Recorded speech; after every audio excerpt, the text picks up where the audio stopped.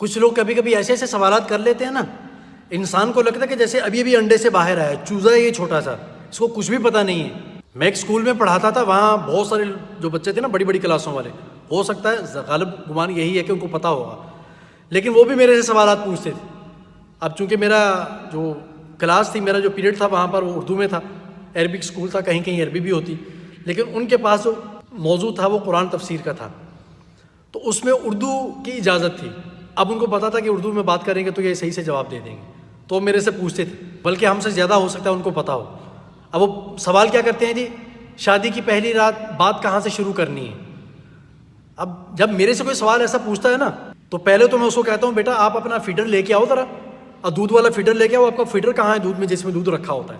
کہ تم ابھی چھوٹے سے بچے ہو، تمہیں پتہ نہیں کہ پہلی رات میں کیا بات کرنی ہوتی ہے۔ تو پھر اگر کوئی آدمی ایسا ہو جس سے مطلب مناسب بات کرنی، زیادہ وہ نہیں، اس طرح کی باتیں نہیں کہنی ہوں، تو پھر میں اسے واضح الفاظ میں کہتا ہوں بھائی آپ وہیں سے بات شروع کریں، شادی کی رات میں پہلی رات، جہاں سے آپ فون پر کسی کے ساتھ شروع کرتے ہیں۔ جیسے کسی پر فون پر بات شروع کرتے ہیں نا کہ السلام علیکم، وعلیکم السلام، کسی لڑکی سے، پھر ہیلو ہائی شروع ہوتی ہے، پھر شاعر و شاعری ہوتی ہے، پھر میسیجز کا تبادلہ ہوتا ہے، اور کچھ عرصے بعد پھر وہ کرتے کرتے کرتے بات بہت ہی اوپر چلی جاتی ہے، پھر سارا کچھ فون کے اوپر ہو جاتا ہے، اور بعد میں آ کر پھر ہم سے پوچھتے ہیں کہ جی بات کہاں سے شروع کرنی ہے آج؟ تو بھائی باتیں تو ساری کر چکے ہو آپ، کہاں سے شروع کرو گے؟ ابھی تو ختم ہو گئی نا، ختم کر کے پوچھتے ہو کہاں سے شروع کروں۔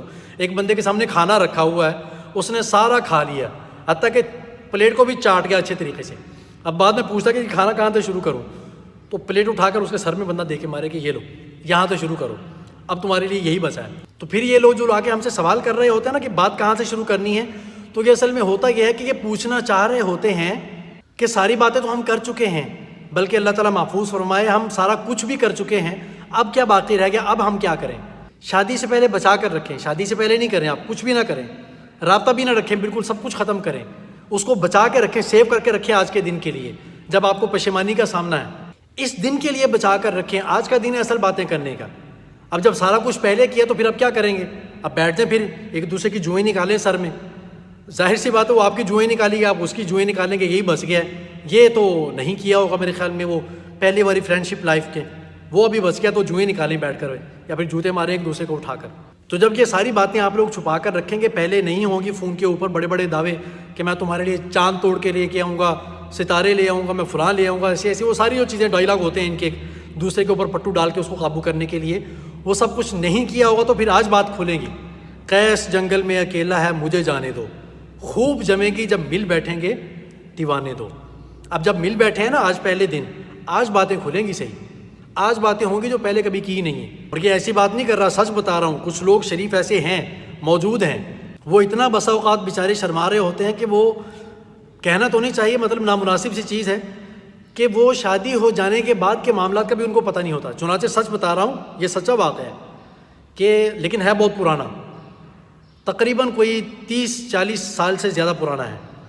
میاں بیوی کی شادی ہوئی، وہ دونوں شریف خاندان سے تھے، خاندانی تھے دونوں، تو تقریباً شادی کے 2-3 مہینے کے بعد لڑکی کے لڑکے میں سے دونوں میں سے کسی ایک کے والدین گھر پہ آئے ان کو ملنے کے لیے، تو گھر الگ کے لے کے دیا ہوا تھا، گاؤں دیہات میں رہتے تھے۔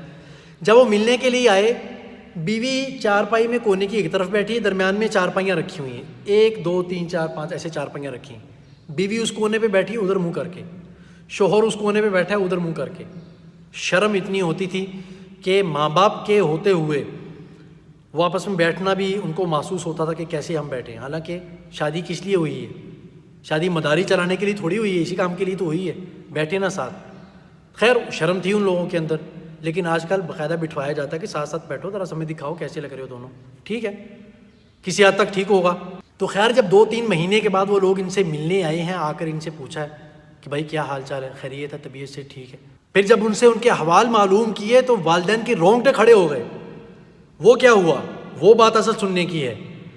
تو باپ نے بیٹی سے یا بیٹی نے، مطلب جو بھی تھے وہ رشتہ دار تھے، ان دونوں میں سے کسی ایک نے جو اس کا زیادہ قریبی تھا، محرم رشتہ دار سے، اس سے پوچھا کہ بیٹا کچھ امید لگی؟ امید لگنے کا مطلب عام طور پر یہی ہوتا ہے کہ اللہ نے کوئی خوشخبری کا انتظام کیا، کوئی بچے وغیرہ کا سلسلہ ہوا۔ تو دوسرے نے شرما کر یہ جواب دیا کہ جی 2-3 مہینے ہو گئے تو میرے پاس ایک دن بھی نہیں آئے۔ یعنی شرم کا یہ عالم تھا، حیا کا یہ عالم تھا۔ ٹھیک ہے، کچھ لوگوں کی نظر میں یہ بہت دقیانوسی قسم کی بات ہوگی کہ ان کو اتنا بھی پتہ نہیں۔ جی ہاں، شرافت کا یہ ایک معیار ہوتا ہے کہ کبھی کبھی انسان حیا کی وجہ سے اس کو کچھ نہیں پتا ہوتا. سمجھتے ہو؟ ابھی بھی زندہ ہیں کچھ لوگ ایسے، لیکن وہ جن کے ساتھ یہ موبائل نہیں ہے، دور دراز کہیں گاؤں دیہات میں یا پٹھان قسم کے لوگ ہیں، وہ بھی شرم کے اور حیا کے اعلیٰ مقام پہ ہوتے، کچھ بھی پتہ نہیں ہوتا. تو کہنے لگے 3-4 مہینوں سے جب سے شادی ہوئی ہے میرے قریب ہی نہیں آئے. تو پھر والدہ نے اس کو سمجھایا کہ بیٹا یہ ایسے ایسے معاملات ہوتے ہیں، پھر کچھ اس کے بعد جو ہے نا وہ اللہ تعالیٰ خیر و برکت والا معاملہ فرماتے ہیں. اس بات کے پھر تقریباً 1 مہینے بعد جب وہ دوبارہ آئے ہیں تو پھر آ کے پوچھا جی بیٹا کیا سلسلہ چل رہا ہے؟ تو پھر بیٹی نے جواب دیا تو کیا پہلے تو آتے ہی نہیں تھے اور اب جاتے ہی نہیں ہیں؟ کہ کیا ظاہر سی بات ہے زندگی میں وہ غلط کام نہیں کیا انہوں نے.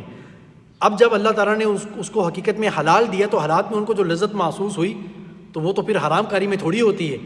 ادھر ہاتھ استعمال کرتے رہتے ہیں، غلط لڑکیوں کا استعمال کرتے ہیں، تکیے استعمال کرتے ہیں، خدا جانے کتنی کتنی خرافات نکلی ہوئی لڑکوں کے ساتھ کرتے ہیں بدفعلیاں، ان کو وہ لذت تھوڑی محسوس ہوتی ہے شادی کے بعد. تو اس لیے اس سوال کا صرف آسان سا جواب ہے، آپ جائیں کمرے میں، سلام لیں، بات شروع کریں السلام علیکم ورحمۃ اللہ وبرکاتہ، اور فوراً جا کے کنڈی نہیں لگا دیا کریے، بڑا عجیب سی چھچوری حرکت ہوتی ہے، کنڈی لگا دی فٹافٹ. ابے کیا چوہے پکڑنے لگے ہو یار تم، صبر کرو ذرا، ابھی جاؤ بیٹھو پانی وانی پیو، گپ شپ کرو تھوڑی سی، کوئی باہر کا آدمی اندر آ سکتا ہے ضرورت کی وجہ سے.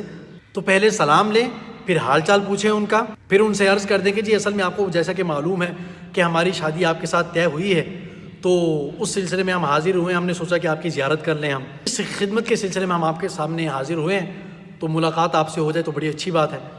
تو بہت زیادہ آداب دکھانے کی بھی ضرورت نہیں. وہ ایک آدمی تھا نا، وہ آیا گھر میں، بیوی کو بولتا ہے جی بڑے آداب کے ساتھ بولتا ہے حضور کا نام کیا ہے؟ تو اس نے کہا حضرت محمد صلی اللہ علیہ وسلم. اب اس کی مراد تو یہ تھی کہ آپ کا نام کیا ہے، لیکن وہ تو وہی سمجھی. تو جب اس نے کہا نا حضور صلی اللہ علیہ وسلم نام ہے، تو اس نے کہا اچھا ایسا کرو اٹھو اور جا کر وضو کرو، درس قرآن شروع ہونے لگا ہے. تو اتنا زیادہ بھی آداب دکھانے کی ضرورت نہیں ہے. بات سمجھتے ہو؟ تو ساری بات کا خلاصہ صرف اتنا ہی ہے کہ وہیں سے بھائی بات شروع کریں، جہاں سے آپ دل لگی کے ساتھ فون پر کسی کے ساتھ حرام انداز میں شروع کرتے ہیں نا کسی لڑکی کے ساتھ. سلام لیں، نام پوچھیں، بات کریں، کلام کریں. سب سے پہلے سلام